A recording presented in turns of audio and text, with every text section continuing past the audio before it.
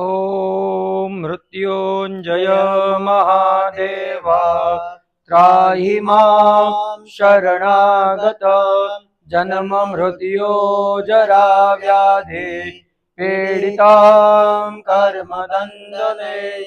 ओम नमः शिवाय। श्रावण मास दरमियान हरेक भक्तों ने श्रावण मासनी शुभकामना छे। भगवान महादेवनी हरेक कृपा रे ए भगवान महाकाल ने प्रार्थना करी छे।